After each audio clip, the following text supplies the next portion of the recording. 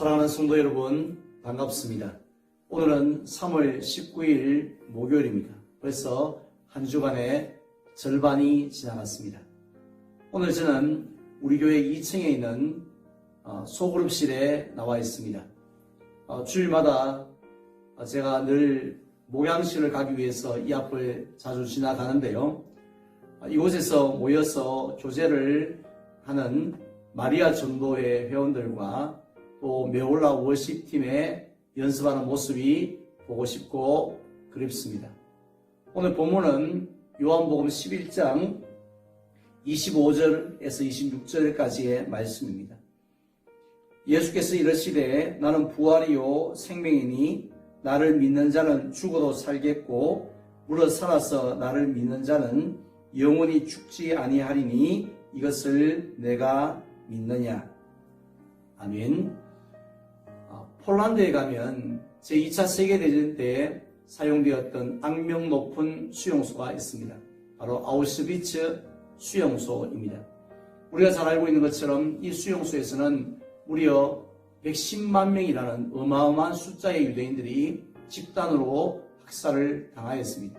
그래서 지금도 그곳에 가면 학살된 유대인들이 사용하던 수많은 유품들이 전시되어 있습니다.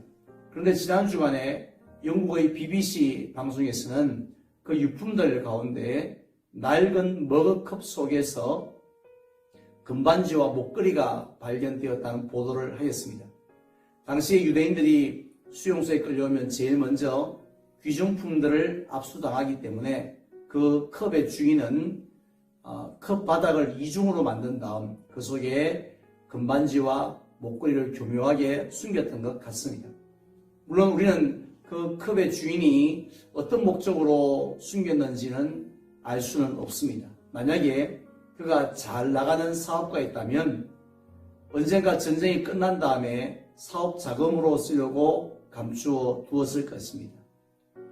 또 그가 누군가를 뜨겁게 사랑하고 있었다면 나중에 자기 시인의 사랑을 고백할 때 사용하려고 감추어 두었을 것입니다. 그런데 안타깝게도 그는 이러한 반지와 목걸이를 제대로 사용해 보지도 못한 채 독가스실로 끌려가서 학살을 당하고 말았습니다. 독가스실로 끌려가면서 그는 어떤 생각을 하였을까요?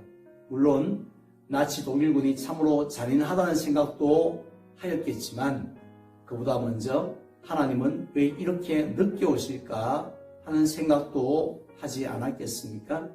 마치 로켓 배송이나 퀵서비스처럼 총알같이 달려와서 충분히 구해주실 수 있는 하나님인데 왜 이렇게 타이밍을 제대로 맞추지 못하실까 하는 생각을 하였을 것 같습니다. 실제로 가스실로 끌려가는 유대인들이 마지막으로 불렀던 노래가 있는데요. 그 가사가 이렇습니다. 우리는 구세주가 오시리란 걸 믿고 있다. 그러나 구세주는 조금 늦게 오신다. 사실 우리는 기다리던 버스나 지하철이 조금 늦게 오면 괜히 화가 납니다. 그리고 주문한 짜장면이 조금 늦게 배달되어도 짜증이 납니다. 그런데 죽음을 눈앞에 두는 순간에 하나님께서 제때 찾아오시지 않으시면 그때 마음이 어떨 것 같습니까? 말로 다 할 수 없는 절망과 슬픔으로 가득 찰 것입니다. 오늘 본문인 요한복음 11장에 보면 나사로의 동생들이었던 마르다와 마리아의 마음도 그러했습니다. 예수님께서는 나사로가 병들었다는 소식을 분명히 들으셨지만 죽은 지 나흘 만에 찾아오셨습니다. 그런데 나흘 만에 찾아오셨기 때문에 어떤 경험들을 두 사람은 했습니까? 부활이요 생명이신 예수님, 죽은 자를 살리시는 그 예수님의 능력을 경험하게 되었습니다. 결국 예수님은 하나님의 때에 하나님의 방법으로 그 절망과 슬픔을 소망과 기쁨으로 바꾸어 주셨습니다. 오늘날 우리들도 마찬가지입니다. 하나님께서 너무 늦게 오신다고 탄식할 때가 분명히 있습니다. 그런데 기억하십시오. 하나님은 단 한 번도 늦게 오시는 법이 없습니다.